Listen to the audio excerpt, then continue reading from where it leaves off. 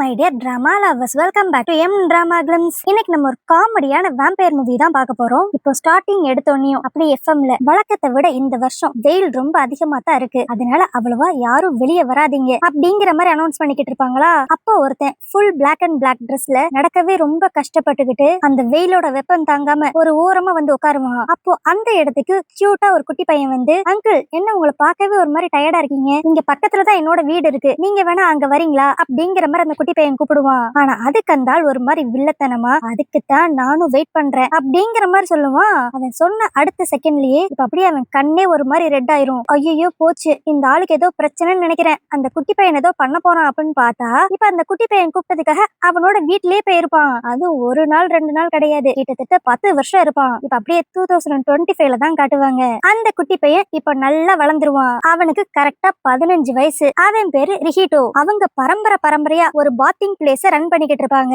இப்போ அந்த இடத்துல அந்த சின்ன பையன் 10 வருஷத்துக்கு முன்னாடி ஒரு ஆள் கிட்ட பேசியிருப்பான்ல, அதே ஆளும் அங்கேயே தங்கி வேலை பார்த்துக்கிட்டு இருப்பான். ஆக்சுவலி இவன் தான் நம்ம கதையோட ஹீரோ. இவன் பேரு ரேன். இப்போ நம்ம ஹீரோ கிட்ட அந்த ரிஹிட்டோ அப்படியே வந்து, எனக்கு நைட்டு தூக்கமே வர மாட்டேங்குது, நாளைக்கு நான் புது ஸ்கூலுக்கு போறேன்ல, அதை நினைச்சாதான் எனக்கு பக்குன்னு இருக்கு அப்படிங்கிற மாதிரி சொல்லுவானா. ஆனா அதுக்கு நம்ம ஹீரோ ரொம்ப ஸ்வீட்டா, இங்க பாரு, புது ஸ்கூல்ல மட்டும் உன்கிட்ட யாராவது பிரச்சனை பண்ணாங்கன்னா ஸ்ட்ரைட்டா ஓடி என்கிட்ட வந்து சொல்லிரு, உனக்கு ஏதாவது ஒண்ணா நான் பார்த்துட்டு சும்மா இருக்க மாட்டேன், சொல்ல போனா உன்னை ப்ரொடெக்ட் பண்றதுக்காக தான் நான் இந்த உலகத்திலே இருக்கேன் அப்படிங்கிற மாதிரிலாம் சொல்லுவான். இதை கேட்டுன்னு அந்த பையனுக்கு அவ்வளவு மனசுக்கு ஆறுதலா இருக்கும். சோ இதே நிம்மதியோட இப்ப அப்படியே படுக்கிறதுக்கு போவானா. ஆனா அவன் அங்கிருந்து கிளம்பின உடனே நம்ம ஹீரோ இப்ப அப்படியே மனசுக்குள்ள, முட்டாள், நான் எதுக்கு பிளான் பண்றேன்னு தெரியாம நீயும் என்ன 10 வருஷமா நம்பிக்கிட்டு இருக்க அப்படின்பா.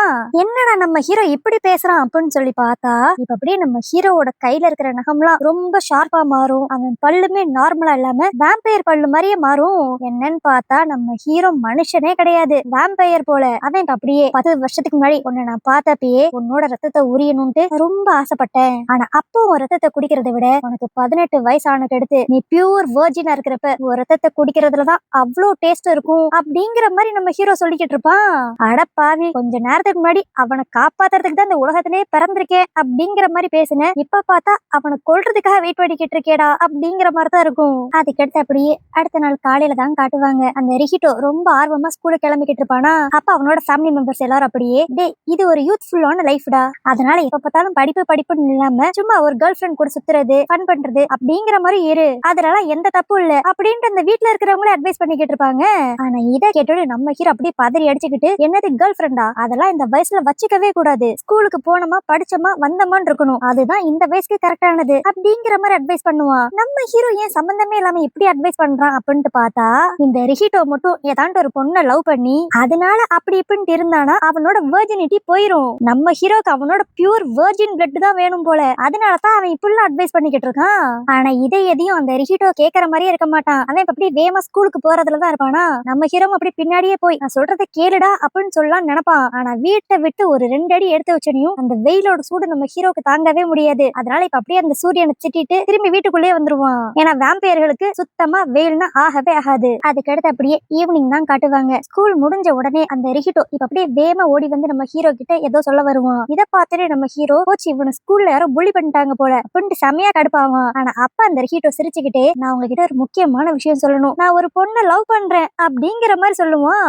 இதை கேட்டோட நம்ம ஹீரோவோட இதயமே வெடிச்சிரும். என்னது லவ் பண்றியா, இன்னைக்கு தானடா ஃபர்ஸ்ட் டே ஸ்கூலுக்கு போனேன் அப்படிங்கிற மாதிரி கேட்பான். அப்பதான் அந்த பையன் தெளிவா சொல்லுவான், காலையில ஸ்கூலுக்கு போகணும்ட்டு வேகமா ஓடி இருப்பானா, அப்போ தெரியாதனமா ஒரு பொண்ணு மேல மோதி இருப்பான். அடுத்து அவளை பார்த்த உடனே நம்மளுக்கு லவ் அட் ஃபர்ஸ்ட் சைட். அது மட்டும் இல்லாம இவனுக்கு அடிபட்டிருக்குன்னு சொல்லி அந்த பொண்ணு தொடச்சிக்கிறதுக்காக கர்ச்சீஃப் வேற கொடுத்திருப்பா. அதை இப்ப கையோட எடுத்துட்டு வந்துட்டு நம்ம ஹீரோ கிட்ட அப்படியே, இதுதான் என்னோட காதல் சின்னம் அப்படிங்கிற மாதிரி காமிச்சுக்கிட்டு இருப்பான். நம்ம ஹீரோக்கா இதெல்லாம் கேட்க கேட்க செமையா வெறி ஏறும். அதனால முடிஞ்ச அளவுக்கு அவனை பிரெயின் வாஷ் பண்ண நம்ம ஹீரோ ட்ரை பண்ணுவான். இது ஒரு ஆக்சிடென்ட், பார்த்தோன்னா யாருக்கும் லவ் வராது, நீ ஏதோ தப்பா புரிஞ்சுக்கிட்ட அப்படிங்கிற மாதிரி நம்ம ஹீரோவை எடுத்து சொல்லுவான். ஆனா அந்த ரிஹிட்டோ கேட்கற மாதிரி இருக்க மாட்டான். அவன் அப்படியே அந்த கட்சியே பார்த்துக்கிட்டு, எனக்கு லவ் வந்துருச்சு அப்படின்ட்டு புலம்பிக்கிட்டே இருப்பான். அடுத்து நம்ம ஹீரோ பாப்பான், இது சரிப்பட்டு வராது, இந்த விஷயத்த அவங்க வீட்டுல போட்டு விட்டாதான் ஏதாண்டு நடக்கும் அப்படின்னு சொல்லிட்டு அன்னைக்கு நைட்டே அவங்க வீட்டுல இருக்கிற எல்லாரும் ஒன்னா சேர்ந்து குளிச்சுக்கிட்டு இருப்பாங்களா. அப்போ அப்படியே அந்த ரிஹிட்டோட அப்பா கிட்டயும் தாத்தா கிட்டயும், ரிஹிட்டோ இன்னைக்கு முத நாளே ஒரு பொண்ணை பார்த்து லவ்ல விழுந்துட்டான் அப்படிங்கிற மாதிரி கேஷுவலா சொல்ற மாதிரி மாட்டி விட்டுருவான். இதனால அந்த ரிஹிட்டோவும், யோ உன்கிட்ட எங்க அப்பா கிட்ட சொல்லாதன்னு சொன்னேன்ல, மாட்டி விட்டுட்டேயா அப்படிங்கிற மாதிரி கடுப்பாவான். ஆனா நம்ம ஹீரோக்கு குழுன்னு இருக்கும். ஆஹா இப்ப அவங்க அப்பா திட்டுவாரு, அதனால ரிஹிட்டோ இந்த லவ்ங்கிற எண்ணத்தையே மறந்துருவான் அப்படின்னு எப்பன்னு சொல்லி வெயிட் பண்ணிக்கிட்டு இருந்தா அவங்க அப்பா இப்ப அப்படி சந்தோஷமா, டே மகனே, அதுக்குள்ள உனக்கு லவ் செட் ஆயிருச்சாடா, சரி நீ எது வேணாலும் பண்ணிக்கோ, ஆனா எது பண்ணாலும் கொஞ்சம் பார்த்து பக்குவமா பண்ணு, மெயினா ப்ரொடெக்ஷன் யூஸ் பண்ணு, உனக்கு 15 வயசு ஆகுது அப்படிங்கிற மாதிரி அவங்க அப்பா சொல்லுவாரு. இத கேட்டு நம்ம ஹீரோக்கு காண்டாயிரும். யோ, நீ எல்லாம் ஒரு அப்பாவா? 15 வயசு பையன் லவ் பண்றான் அப்படின்ட்டு கேட்டா திட்டுற அப்பாவை பாத்திருக்கேன், நீ என்னைய ப்ரொடெக்ஷன் யூஸ் பண்ணுன்னு சொல்லிக்கிட்டு இருக்க, உன் பையனோட வெர்ஜினிட்டியை பத்தி உனக்கு கவலையே கிடையாதா அப்படிங்கிற மாதிரி நம்ம ஹீரோ கதருவான். ஆனா இது எல்லாத்தையும் கேட்டனையும் அந்த ரிஹிட்டோ செமையா கடுப்பாயிருவான். எனக்கு ஒரு பொண்ணை பிடிச்சிருக்குன்னு தான் நான் சொன்னேன், அதுக்குள்ள நீங்க 2 பேரும் என்னென்னமோ பேசிக்கிட்டு இருக்கீங்க, சேச்சே இந்த டாபிக்கை விடுங்க, ஃபர்ஸ்ட் இந்த ரான் கிட்ட இந்த விஷயத்தை பத்தி சொன்னதே தப்பு அப்படிங்கிற மாதிரி அவன் நம்ம ஹீரோ மேல கோச்சுக்குவான். ஆனா அவன் கோச்சுக்கிட்டானா நம்ம ஹீரோவால அதை ஏத்துக்கவே முடியாது, அவனுக்கு ஒரு மாதிரி ரொம்ப கஷ்டமா இருக்கும். அதனால நம்ம ஹீரோ அப்படியே சாதுவா அவன் கிட்ட போய், ஏய் சாரி ரஹிட்டோ, நீ லவ் பண்ண கூடாது அப்படின்ட்டு நான் கண்டிஷன் எல்லாம் போட மாட்டேன், எதனாலும் உன்னோட படிப்பை அஃபெக்ட் பண்ணத அளவுக்கு பாத்துக்கோ அப்படின்ட்டு ரொம்ப நல்லவன் மாதிரியே பேசுவான். இதை கேட்டோட ரஹிட்டோவும், அப்பனா நீங்க லவ்வுக்கு நோ சொல்ல மாட்டீங்கல்ல, சரி அப்பனா எனக்கு அந்த பொண்ணு எப்படி கரெக்ட் பண்ணும் ஐடியா கொடுங்க அப்படின்ட்டு அவன் இப்ப நம்ம ஹீரோ கிட்டே வந்து கேட்பான். ஆனா இப்படி இவன் லவ் அட்வைஸ் கேட்ட உடனே நம்ம ஹீரோக்கு ஒரு மாதிரி மனசே ஹர்ட் ஆகிற மாதிரி இருக்கும்.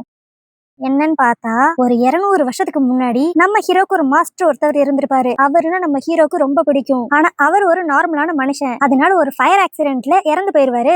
சோ அப்ப இருந்து யாரு மேலயும் நம்ம அன்பு வைக்கவே கூடாது அப்படிங்கிற மாதிரி நம்ம ஹீரோ முடிவு பண்ணிருப்பான். இப்ப அதெல்லாம் அப்படியே யோசித்து பார்த்துட்டு அவன் அப்படியே ரஹிட்டோ கிட்ட, நீ என்கிட்ட லவ் அட்வைஸ் கேட்டேன்னா நான் ஒன்னே ஒண்ணுதான் சொல்லுவேன், இந்த உலகத்துல அன்புங்கிற விஷயம் அழகா தான் இருக்கும், ஆனா நம்ம யார் முக்கியம்னு சொல்லி நினைக்கிறோமோ அவங்க கடைசி வரைக்கும் நம்ம கூட இருப்பாங்களா அப்படிங்கிறது டவுட் தான். என்னோட எக்ஸ்பீரியன்ஸ்ல சொல்றேன், லவ் கடைசியா உன்னை கஷ்டம் தான் படுத்தும் அப்படிங்கிற மாதிரிலாம் சொல்லி இவன் பிரெயின் வாஷ் பண்ணவும் ட்ரை பண்ணுவான். ஆனா அதெல்லாம் கேட்கிற நிலைமையில அந்த ரஹிட்டோ இருக்கவே மாட்டான். அவன் இன்னும் அந்த பொண்ணு கொடுத்த கர்ச்சீஃபே வச்சுக்கிட்டு எனக்கு லவ் தான் முக்கியம், லவ் தான் முக்கியம் அப்படிங்கிற மாதிரி புலம்பிக்கிட்டு இருப்பான். இதனால கடுப்பாய் போன நம்ம ஹீரோ இப்ப அப்படியே டக்குன்னு அந்த கர்ச்சீஃபை வாங்கி ஃபுல்லா ஸ்மெல் பண்ணிடுவான். அதுல அந்த பொண்ணோட ஸ்மெல் நல்லாவே உனக்கு தெரிஞ்சிடும். அப்படியே மனசுக்குள்ள உன்னோட லவ்வுக்கு இன்னைக்கே நான் ஒரு எண்டு கார்டு போடுறேன்டா அப்படிங்கிற மாதிரி நம்ம ஹீரோ யோசிச்சுக்கிட்டு இருப்பான். அதுக்கடுத்து இப்ப மிட் நைட் ஆயிரும், எல்லாரும் தூங்கிடுவாங்க. அந்நேரம் நம்ம ஹீரோ ஃபுல் வேம்பயரா மாறி அந்த பொண்ணை தேடி போவான். இப்போ அவளோட ஸ்மெல்ல வச்சு இவன் கரெக்டா வீட்டையும் கண்டுபிடிச்சு அவ ஜன்னல் கதவை வெளியே இருந்து தட்டுவான். இவன் வேம்பயரா இருக்கிறனால தலைகீழா தொங்கிக்கிட்டு அப்படியே அவனோட ஷார்ப்பான பல்லெல்லாம் காமிச்சுதான் அந்த பொண்ணை பயன்படுத்தணும்னு நினைப்பான். ஆனா இவனை பார்த்து அந்த பொண்ணு பயந்ததை விட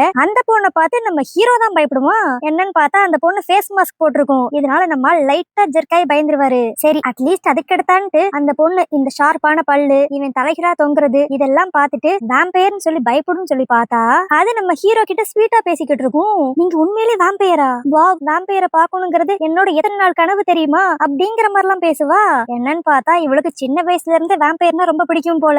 ஆனா இதுவே நம்ம ஹீரோவுக்கு, இது என்னடா வேம்பயருக்கு வந்த சோதனையா இருக்கு, நான் இவளை போட்டு தள்ளிடலாம்னு சொல்லி வந்தா இவன் என்னன்னா என்ன பார்த்து ரசிச்சுக்கிட்டு இருக்கா. சரி அதெல்லாம் இருக்கட்டும், வந்த வேலையை பார்ப்போம் அப்படின்னு சொல்லிட்டு இப்ப எடுத்தனையும் அவன் அந்த பொண்ணை மிரட்டுவான். உன் பேர் தான் ஐயா, நீ யாரோ ஒரு பையனை லவ் பண்றியாமே, இனிமேல் படிக்கிற வயசுல லவ் எல்லாம் பண்ணக்கூடாது அப்படிங்கிற மாதிரி மிரட்டுவான். ஆனா அதுக்கு அந்த ஐ பொண்ணும், என்னது நான் லவ் பண்றேன்னா, சேச்சே எனக்கு அதுக்கு டைமே இல்ல அப்படின்பா. ஆனா இதை கேட்டு நம்ம ஹீரோ சும்மா இல்லாம, என்னது நீ யாரையுமே லவ் பண்ணலையா, இன்னைக்கு காலையில கூட ஒருத்தன் மேல நீ மோதினியே, அவனை பார்த்தோன்னே உனக்கு லவ் வரல அப்படிங்கிற மாதிரி அவன் ஹீரோவை பத்தி சொல்லிக்கிட்டு இருப்பான். அந்த ஐ பொண்ணும் அப்படியே நல்லா யோசிச்சுட்டு, ஆமா நான் காலையில ஒரு பையன் மேல மோதினேன், ஆனா நான் அவனை லவ் எல்லாம் பண்ணலையே, அவனை பார்த்தாலும் எனக்கு லவ் பண்ணணும்னு தோணலையே அப்படின்ட்டு அவ சொல்ல நம்ம ஹீரோக்கு திடீர்னு கடுப்பாயிரும்.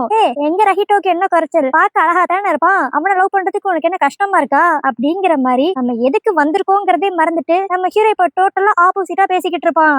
அப்புறம் தான் அவனுக்கு தான் என்ன சொல்லிக்கிட்டு இருக்கோம் அப்படிங்கறதே ஸ்ட்ரைக் ஆகும். உடனே ஐயோ நான் சொன்னது எல்லாத்தையும் அழிச்சிரு, நான் ஃபர்ஸ்ட்ல இருந்து சொல்ல வரேன் அப்படின்ட்டு ஏதோ சொல்ல வருவான். ஆனா அதுக்குள்ள அந்த ஐ வீட்ல இருந்து யாரோ அந்த ரூம்குள்ள வர மாதிரி இருக்கும். அதனால நம்ம ஹீரோ வேகமா அங்கிருந்து கிளம்பிடுவான். அதுக்கடுத்து இப்ப நம்ம ஹீரோ வீட்டுக்கு வந்து புலம்பிக்கிட்டு இருப்பான். சரி போன விஷயத்த ஒழுங்காவே முடிக்கலையே, பேசாம ஒண்ணு நாளைக்கு அவளை மீட் பண்ணி பேசணும், இல்லனா அவளை போட்டு தள்ளிடணும் அப்படிங்கிற மாதிரி நம்ம ஹீரோ யோசிச்சுக்கிட்டு இருப்பான். இப்ப அடுத்த நாள் காலையில அந்த ஹீரோ ஸ்கூலுக்கு போய்கிட்டு இருப்பானா. அப்ப அவன் மனசுக்குள்ள அப்படியே நம்ம இன்னைக்கு ஐய பாக்குறப்ப இந்த உன் கர்ச்சீஃப் அப்படிங்கிற மாதிரி கொடுத்து நம்ம எப்படியாண்டு அவகிட்ட கொஞ்சம் கொஞ்சமா க்ளோஸ் ஆகணும், அவகிட்ட எப்படி பேசலாம் அப்படிங்கிற மாதிரி அவன் பிராக்டிஸ் பண்ணிட்டு வந்துகிட்டு இருப்பான். ஆனா இதுன்னு அவன் பின்னாடி பார்த்தா சம்பந்தமே இல்லாம ஒரு ஆளு கொடை பிடிச்சுக்கிட்டு அங்கிட்டு இங்கிட்டு ஒரு மாதிரி அலமோதி நடந்து வந்துகிட்டு இருப்பான். யாருடா அதுன்னு சொல்லி பார்த்தா நம்ம ஹீரோ தான். வெயில் பற்ற கூடாதுன்ட்டு கொடை அப்படி பிடிச்சிட்டு நடந்து வந்துகிட்டு இருப்பான். ஆனா அப்பன்னு பார்த்தா அந்த இடத்துக்கு அந்த ஐவரை இந்த ரஹிட்டோ அந்த பொண்ணு கிட்ட நார்மலா பேசிக்கிட்டு இருப்பான். ஆனா இதெல்லாம் பார்க்க நம்ம ஹீரோக்கு கடுப்பா இருக்கும். இருக்கும். நேத்து என்னன்னா என்கிட்ட எனக்கு ரஹிட்டோ மேல அப்படி எந்த ஒரு இன்ட்ரெஸ்டும் இல்லன்னு சொன்னேன். இன்னைக்கு அவன் கிட்ட சிரிச்சு சிரிச்சு பேசிக்கிட்டு இருக்கியா? உண்மையிலேயே இந்த ஐங்கிற பொண்ணு ரொம்ப டேஞ்சரான பொண்ணு தான். நம்ம அவகிட்ட கொஞ்சம் உஷாரா தான் இருக்கணும் அப்படிங்கிற மாதிரி நம்ம ஹீரோ இங்க யோசிச்சுக்கிட்டு இருப்பான். அதுக்கடுத்து அப்படியே அன்னைக்கு ஈவினிங் தான் கட்டுவாங்க. ஸ்கூல் முடிஞ்ச உடனே அந்த ரஹிட்டோ இப்ப வேகமா நம்ம ஹீரோ கிட்ட தான் வந்து நடந்து எல்லாத்தையும் சொல்லிக்கிட்டு இருப்பான். ஆனா நம்ம ஹீரோக்கு இதெல்லாம் சொல்லணும்னு தேவையே இல்லையே. அவன் தான் எல்லாத்தையும் ஒளிஞ்சு நின்னு பாத்துட்டானே. பட் இருந்தாலும் இதை கேட்க கேட்க அவனுக்கு கடுப்பா தான் இருக்கும். ஆனா அப்ப இவங்க பாத்திங் பிளேஸ்க்கு ஏதோ ஒரு பொண்ணு வர மாதிரி இருக்கும். யாருடான்னு பார்த்தா அந்த ஐயு. இவளை பார்த்தோன்னு அந்த ரஹிட்டோக்கு ஒரு மாதிரி செம வைபா இருக்கும். ஆனா இதுவே நம்ம ஹீரோக்கு ஐயோ இவன் மொட்டி பண்ண பார்த்துட்டானா நேத்து நம்ம தான் வேம்பையரா வந்தோம் அப்படின்ட்டு கண்டுபிடிச்சிருவாளே, என்ன பண்றது அப்படிங்கிற மாதிரி முகத்தை மூட மூட ட்ரை பண்ணுவான். ஆனா அந்த ஐ கண்டுபிடிச்சிருவா. நேத்து நீங்க தானே வேம்பையர் அப்படிங்கிற மாதிரி ஆரம்பிப்பா. ஆனா அதுக்குள்ள நம்ம ஹீரோ என்னது நேத்து நீ என்ன பாத்தியா? வாய்ப்பே இல்லையே. அதுவும் என்ன வேம்பையர் என்னென்னமோ உளறிக்கிட்டு இருக்க, என்ன பார்த்தா வேம்பையர் மாதிரியா இருக்கு, ஒருவேளை நீ கனவு கண்டிருப்பியா இருக்கும் அப்படிங்கிற மாதிரி அது இதுன்னு சொல்லி அவன் சமாளிச்சிருவான். அதுக்கடுத்து அந்த பொண்ணு வந்த வேலையை பாப்போன்ட்டு இப்ப குளிக்க போயிருவா. ஆனா குளிக்கிறப்போ அவ நம்ம ஹீரோவை பத்தியே தான் யோசிச்சுக்கிட்டு இருப்பா. அதுக்கடுத்து இப்ப குளிச்சு முடிச்சுட்டு மொத்தமா இந்த இடத்துல இருந்து வெளியே வந்துருவாளா. அப்ப நம்ம ஹீரோ ஃபுல் வேம்பையரா மாதிரி இப்ப அப்படியே அவன் முன்னாடி வந்து நின்னு திரும்பவும் பயமுறுத்த ட்ரை பண்ணுவான். ஆனா அந்த ஐ பயப்படுற மாதிரி இருக்க மாட்டா. அவ அப்படியே நான் நினைச்சேன் நேத்து அப்பனா நான் உங்களை கனவுல பாக்கல, நேர்ல தானே பாத்திருக்கேன். பட் இருந்தாலும் கொஞ்ச நேரத்துக்கு முன்னாடி நீங்க ஏன் அப்படி பேசுறீங்கன்னு என்னால புரிஞ்சுக்க முடியுது. ஏன்னா அங்கதான் ரிஹிட்டோவும் இருந்தான். இந்த மாதிரி வேம்பையரா இருக்கிறவங்களா அவங்களோட ஐடென்டிட்டியை வெளியே சொல்ல மாட்டாங்க. அதனால தானே நீங்க அப்படிலாம் பண்ணீங்க. எனக்கு தெரியும், நீங்க கவலையே படாதீங்க. உங்களோட சீக்ரெட் என்கிட்ட சீக்ரெட்டாவே இருக்கும். அது மட்டும் இல்லாம நேத்து நீங்க என்கிட்ட பேசிட்டு போனதுல இருந்து எனக்கு லவ் வந்துருச்சு அப்படிங்கிற மாதிரி அவ சொல்லுவா. ஆனா அந்த ஐ மீன் பண்றது வந்து அவ நம்ம ஹீரோவை லவ் பண்றா போல, அதத்தான் அவ சொல்லுவா. ஆனா நம்ம ஹீரோ இவ ரஹிட்டோவை லவ் பண்றா அதத்தான் சொல்றா அப்படிங்கிற மாதிரி அவன் தப்பா புரிஞ்சுக்கிட்டு இது சரிப்பட்டே வராது, இதுக்கு இன்னைக்கே ஒரு முடிவு கட்டணும் அப்படின்ட்டு இப்ப அந்த பொண்ணை பக்கத்துல இருந்த ஒரு கார் மேல சாச்சு ரொம்ப க்ளோஸா போவானா. அந்த பொண்ணு நம்ம ஹீரோ தன்னை கிஸ் தான் பண்ண போறான் அப்படிங்கிற மாதிரி நினைச்சுக்கும். ஆனா நம்ம ஹீரோ இவளை இன்னைக்கே கடிச்சு ரத்தத்தை உறிஞ்சு போட்டு தள்ளிடணும் அப்படிங்கிற மாதிரி பக்கத்துல போவான். ஆனா அன்னாரன் பார்த்து கரெக்டா அந்த இடத்துக்கு அந்த ரஹிட்டோ வந்துருவான். அவனுமே இவங்க ரெண்டு பேத்தையும் இப்படிப்பட்ட ஒரு சிச்சுவேஷன்ல பார்த்தோன்னையும் நம்ம ஹீரோ அவளை கிஸ் பண்ண போறான் அப்படிங்கிற மாதிரி அவன் நினைச்சுக்குவான். அதனால என்ன பண்றதுன்னு தெரியாம அது ஒண்ணும் இல்ல, அவ மேல ஒரு பூச்சி இருந்துச்சு அதத்தான் ஊதி தள்ளி விட்டேன் அப்படிங்கிற மாதிரி சமாளிக்க ட்ரை பண்ணுவான். இதை புரிஞ்சுக்கிட்டு அந்த பொண்ணும் ஆமா ஆமா என் மேல ஒரு பூச்சி இருந்துச்சு அதத்தான் இவர் ஊத ட்ரை பண்ணாரு, சரி எனக்கு லேட் ஆச்சு நான் கிளம்புறேன் அப்படின்ட்டு அவ போயிருவா. ஆனா அவ போன கடுத்தும் அந்த ரஹிட்டோ நீங்க சொல்ற போயினா நான் நம்பவே மாட்டேன், நான் அவளை தான் லவ் பண்றேன்னு உங்களுக்கு தெரியும்ல, அப்படி இருந்தும் நீங்களும் அவளுக்கு ட்ரை பண்றீங்களா? சரி இத்தனை நாள் வரைக்கும் நம்ம ரெண்டு ஃப்ரெண்ட்ஸ் மாதிரி இருந்தோம், ஆனா இப்ப லவ்ல எனிமையாக போறோம் அப்படிங்கிற மாதிரிலாம் அவன் பேசுவான். நம்ம ஹீரோ ஏதான்ட்டு போய் சொல்லி சமாளிச்சிடலான்ட்டு ட்ரை பண்ணுவான். ஆனா அது எதையுமே இந்த ரஹிட்டோ கேட்கற நிலைமையில இருக்க மாட்டான். அவன் இப்ப நம்ம ஹீரோ மேல கோச்சுக்கிட்டு வேகமா சைக்கிள் எடுத்துட்டு எங்கேயோ போயிருவான். அதுக்கடுத்து இப்ப மணி 12 கிட்ட ஆயிரும். ஆனா இன்னும் அந்த ரஹிட்டோ வீட்டுக்கு வந்த மாதிரியே தெரியாது. இதனால நம்ம ஹீரோ ரொம்ப டென்ஷனாக ஆரம்பிச்சிருவான். ஐயோ கொஞ்ச நேரத்துக்கு முன்னாடி நடந்த சிச்சுவேஷன் எல்லாத்தையுமே அவன் தப்பா புரிஞ்சுக்கிட்டானே, இதனால மனசு வெக்ஸ் ஆகி சரக்கு தம்மு அப்படின்ட்டு ஏதோ அடிக்க ஆரம்பிச்சிருவானா. அவன் மட்டும் அப்படி அடிக்க ஆரம்பிச்சிட்டானா அவனோட பிளட் பியூராவே இருக்காதே, அப்பனா என்னால அதை டேஸ்ட் பண்ணவே முடியாது, எனக்கு ஒரு பியூரான பிளட் தானே வேணும், அப்படி நடக்க விட்டுறவே கூடாது, நான் இப்பவே போய் ரஹிட்டோவை கண்டுபிடிச்சு அவனை எப்படியான்னு சமாதானப்படுத்தணும் அப்படிங்கிற மாதிரி நம்ம ஹீரோ வீட்டுல இருந்து கிளம்புவான். ஆனா அவன் கிளம்புறப்ப இப்ப கரெக்டா நியூஸ்ல கொஞ்ச நாளாவே இந்த ஊர்ல மர்மமான நிறைய கொலைகள் நடக்குது, அங்கங்க மக்கள் மொத்த ரத்தமும் லாஸ் ஆகி இறந்து கிடக்குறாங்க அப்படிங்கிற மாதிரி நியூஸ் ஓடிக்கிட்டு இருக்கும். ஒருவேளை இதுக்கும் நம்ம ஹீரோக்கும் சம்பந்தம் இருக்குமோ அப்படிங்கிற மாதிரி தான் நம்மளுக்கு தோணும். இதுவே இன்னொரு பக்கம் இப்ப நம்ம ஹீரோவை தான் காட்டுவாங்க. அத அங்க இங்கன்ட்டு அலைஞ்சு அவங்க வீட்டு பக்கத்திலேயே குடோன் மாதிரி ஒரு ஏரியா இருக்கும். அங்கதான் மேக்சிமம் வயசு பசங்க எல்லாம் அப்படி சண்டை போடுறது சரக்கு அடிக்கிறது இந்த வேலையெல்லாம் பண்ணுவாங்க. அதனால அங்க ரஹிட்டோ இருக்கானா அப்படின்னு சொல்லிட்டு நம்ம ஹீரோ பார்க்க போவான். ஆனா இப்ப அந்த இடத்துல பார்த்தா பிராங்க்னு சொல்லி நல்ல ஜிம்முக்கு எல்லாம் போய் உடம்ப வளர்த்த ஒரு ரவுடி பையன் ஒருத்தர் இருப்பான். அவன் இப்ப நம்ம ஹீரோ கிட்ட வீம்புக்குனே வம்பிடுப்பான், நீ என்னடா இந்த ஏரியால சுத்திக்கிட்டு இருக்க அப்படி இப்படின்ட்டு. நம்ம ஹீரோவே ஏற்கனவே ரஹிட்டோவை காணுங்கிற டென்ஷன்ல இருக்கான். அதனால இப்ப அந்த பிராங்க லைட்டா தான் தள்ளுவான் பார்க்கணும். ஆனா நம்மால தான் வேம்பையர் ஆச்சே, அதனால அவன் லைட்டா தள்ளி இருந்தாலும் அந்த பிராங்க் அப்படி ரொம்ப தூரம் தள்ளி போய் விழுவான். போச்சு அப்ப இந்த இடத்துல ஒரு ஃபைட் சீன் இருக்கு போல அப்படின்னு நினைச்சா அந்த பிராங்க் இப்ப டக்குன்னு நம்ம ஹீரோட கால்ல விழுந்துட்டு உங்க அடி என்னோட அடியை விட ரொம்ப பவர்ஃபுல்லா இருக்கு, அப்ப இன்னையில இருந்து நீங்க தான் என்னோட அப்படிங்கிற மாதிரி சொல்ல ஆரம்பிச்சிருவான். நம்ம ஹீரோ ஃபர்ஸ்ட் இவனை உதறி தள்ளிட்டு போலாம் அப்படின்னு தான் நினைப்பான். இப்ப கரெக்டா அந்த இடத்துக்கு ரஹிட்டோவும் வந்துருவான். இப்ப அப்படியே நம்ம ஹீரோ வேகமா அவன் கிட்ட ஓடி போய் இங்க பாரு நீ நடந்த எல்லாத்தையும் தப்பா புரிஞ்சுக்கிட்ட, எனக்கு ஐ மேல எந்த இன்ட்ரெஸ்டும் இல்ல, அதனால என் மேல கோவப்பட்டுட்டு நீ தண்ணி தம்மு அப்படின்ட்டு எந்த விஷயத்துல இறங்கிடக்கூடாது அப்படிங்கிற மாதிரி அவன் அட்வைஸ் பண்ணிக்கிட்டு இருப்பான். ஆனா அப்பதான் நம்ம ஹீரோக்கு ஒரு விஷயம் ஸ்ட்ரைக் ஆகும். சரி ஸ்கூல் முடிச்சுட்டு வந்த கிடத்து நம்ம அவனை கண்காணிச்சுக்குவோம், ஸ்கூல்ல இருக்கிறப்ப இவனை யார் கண்காணிப்பா அப்படின்ட்டு யோசிக்கிறப்பதான் அந்த பக்கத்துல நின்று இருந்தான்ல பிராங்க், அவனுமே அந்த ரஹிட்டோவோட ஸ்கூல் தான் இருப்பான் போல.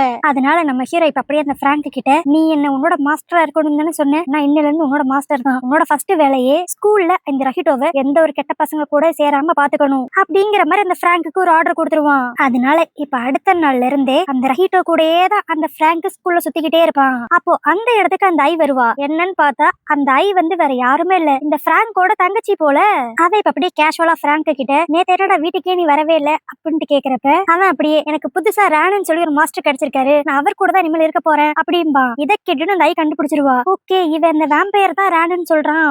இவன் மட்டும் அவன் அடிக்கடி மீட் பண்ற மாதிரி அப்பனா ஆகுமே, அப்பனா பேசாம நம்மளே தான் காரணம் சொல்லி ரஹிட்டோ வீட்டுக்கு போகணும் அப்படிங்கிற மாதிரி யோசிச்சுட்டு இப்ப அப்படியே ரஹிட்டோ கிட்ட, நானும் இன்னைக்கு ஈவினிங் உங்க வீட்டுக்கு வரவா அப்படிங்கிற மாதிரி அவ கேப்பா. இவ இப்படி கேட்டனையும் அந்த ரஹிட்டோக்கு செம ஹாப்பி ஆயிரும். அதனால அவனும் டபுள் ஓகேன்றுவான். ஆனா அப்ப அவ அவசரத்துல, வாவ் அப்பனா இனிமேல் நான் வேம்பயர் கூட தான் இருக்க போறேன் அப்படிங்கிற மாதிரி கத்திடுவா. ஆனா இத வந்து பக்கத்துல இருந்து ஒரு ஸ்டாஃப் கேட்டுருவாரு. அவர் இப்ப அப்படியே வேமா அந்த இடத்துக்கு வந்து, என்னது ராணு வேம்பயர் அப்படின்ட்டு பேசிக்கிட்டு இருந்தீங்களே, அதை பத்தி டீடைலா சொல்லுங்க அப்படின்ட்டு கேட்பான். ஆனா நம்ம ஹீரோ வேம்பயர்ங்கிறது இவளுக்கு மட்டும் தானே தெரியும், ரஹிட்டோக்கு தெரியாதுல. அதனால அவன் அப்படியே, அது ஒண்ணும் இல்ல, எங்க வீட்டுல ராணுன்னு ஒருத்தவர் இருக்காரு, அவர் எப்ப பார்த்தாலும் கருப்பு ட்ரெஸ் தான் போடுவாரு, வெயில்னா அவர் சுத்தமா ஒத்துக்காது, அதனாலதான் அவர் ஷார்ட்டா வேம்பயரும்போம் அப்படிங்கிற மாதிரி அந்த ரஹிட்டோ சொல்லுவான். ஆனா இதெல்லாம் கேட்டனையும் அந்த டீச்சரோட முகமே அப்படியே மாறிடும். ஏ ரான், உன்னை கடைசியா நான் கண்டுபிடிச்சிட்டேன்டா அப்படிங்கிற மாதிரி மனசுல நினைச்சுக்குவான். என்னன்னு பார்த்தா இந்த டீச்சருமே சாதாரண மனுஷன் கிடையாது போல, வேம்பயர் ஹண்டர் போல.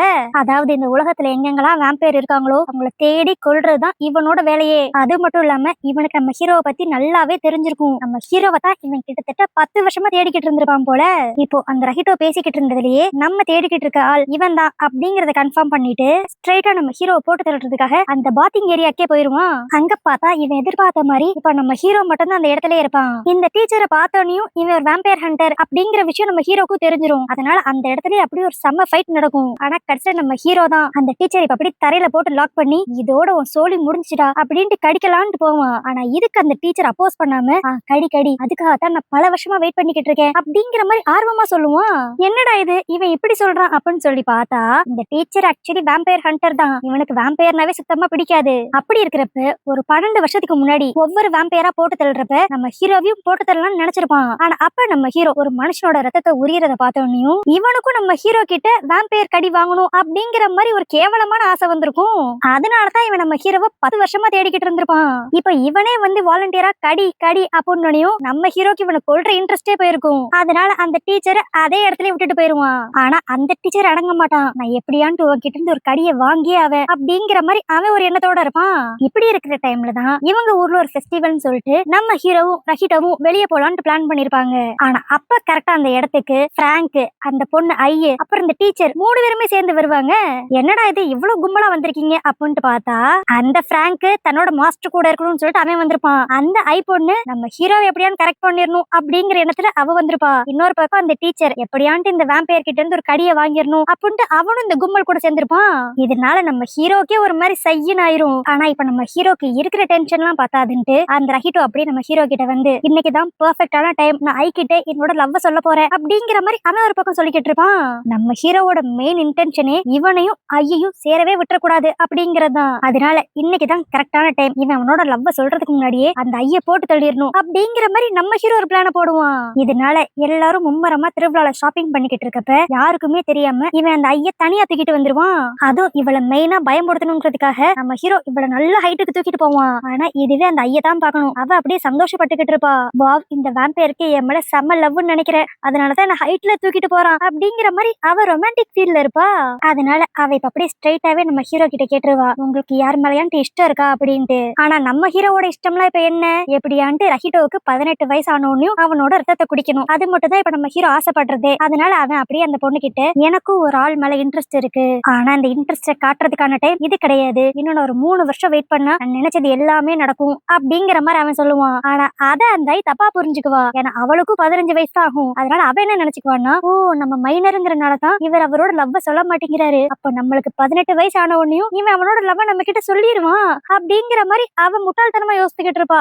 சரி, என்ன பத்தி கேட்டதெல்லாம் இருக்கட்டும், நீ யாரையாச்சும் லவ் பண்றியா அப்படிங்கிற மாதிரி நம்ம ஹீரோ கேட்பான். அதுக்கு அந்த ஐ பொண்ணு வேமா ஆமாங்கிற மாதிரி சொல்லுவாளா. ஆனா இத நம்ம ஹீரோ தப்பா புரிஞ்சுக்குவான். ஓகே, இவ ரஹிட்டோவை தான் லவ் பண்றா, சோ அதனால இனிமேலும் இவளை உயிரோட விட்டு வைக்க கூடாது, பேசாம இவளை கடிச்சு கொண்டுறலாம் அப்படின்ட்டு நினைப்பான். ஆனா அப்பன்னு பார்த்து இவங்க கூட வந்த மித்த எல்லாருமே நம்ம ஹீரோவையும் இவளையும் தேடி கூப்பிட்டுக்கிட்டே இருப்பாங்க. அதனால நம்ம ஹீரோவால இப்பயும் இவளை எதுவும் செய்ய முடியாத மாதிரி ஆயிரும். அதுக்கு அடுத்து அப்படியே அடுத்த நாள் காலையில தான் கட்டுவாங்க. இப்ப அந்த டீச்சர் நம்ம ஹீரோ கிட்ட வந்து பேசுவான். நீ என்ன வேம்பையரா இருந்துகிட்டு இந்த ரஹிட்டோ வீட்டுல எல்லா வேலையும் செஞ்சுக்கிட்டு இருக்க, வேம்பையர்னு ஒரு கெத்தா இருக்க வேண்டாமா அப்படிங்கிற மாதிரி அவன் கேட்பான். ஆனா அதுக்கு நம்ம ஹீரோ அப்படியே வேம்பையரா இருக்கிறதுல என்ன கெத்து, நம்ம பல வருஷம் வாழலாம், ஆனா நம்ம கண்ணு முன்னாடியே நம்மளுக்கு பிடிச்சவங்க எல்லாம் ஒவ்வொருத்தவங்களும் இறந்து போறப்ப பேசாம மனுஷனாவே பிறந்திருக்கலாம் அப்படிங்கிற மாதிரி தான் தோணும். ஆனா இவன் பேசுறதுலே ஒன்னே ஒண்ணு மட்டும் நம்மளுக்கு நல்லா தெரியும், நம்ம ஹீரோக்கு வேம்பையரா இருக்கிறது பிடிக்கல. பட் இருந்தாலும் அவன் ஒரு வேம்பையருங்கிறனாலதான் அவன் இந்த லைஃப் அக்செப்ட் பண்ணி வாழ்ந்துகிட்டு இருக்கான். இதுவே இன்னொரு பக்கம் ஒரு பொண்ணு அப்படியே பயந்தாப்புல ஓடிக்கிட்டே இருப்பா, என்ன எதுவும் செஞ்சிடாத வேம்பையர் அப்படிங்கிற மாதிரி. சரி நம்ம ஹீரோ தான் இந்த பொண்ணு எதுவும் பண்ண போறானோ அப்படின்னு சொல்லி பார்த்தா இப்ப அந்த இடத்துல புதுசா ஒரு வேம்பையர் இருக்கும். அது மட்டும் இல்லாம இந்த வேம்பையர் துரத்திட்டு வந்த பொண்ணுமே ஒரு வேம்பையர் ஹண்டர் போல. இப்போ அந்த பொண்ணை கொல்றதுக்கு முன்னாடி அந்த வேம்பையர் அப்படியே உனக்கு ரேன் எங்க இருக்கான்னு தெரியுமா அப்படிங்கிற மாதிரி மிரட்டி நம்ம ஹீரோவை பத்தி தான் அவன் கேட்பான். ஆனா அந்த வேம்பையர் ஹண்டர் பொண்ணுக்கு எதுவும் தெரிஞ்சிருக்காது போல, அதனால எனக்கு தெரியாது தெரியாது அப்படிங்கிற மாதிரி கத்துவா. அவ சொல்லி முடிச்ச அடுத்த செகண்ட்லயே அந்த வேம்பையர் அந்த பொண்ணோட முதல தேத்தி உறிஞ்சு அதே இடத்துல போட்டு தள்ளிரும். சோ இவன் தான் நிறைய பேரோட உயிரை கொண்டுகிட்டு இருக்கான் போல, அதத்தான் நியூஸ்ல போட்டிருக்காங்க.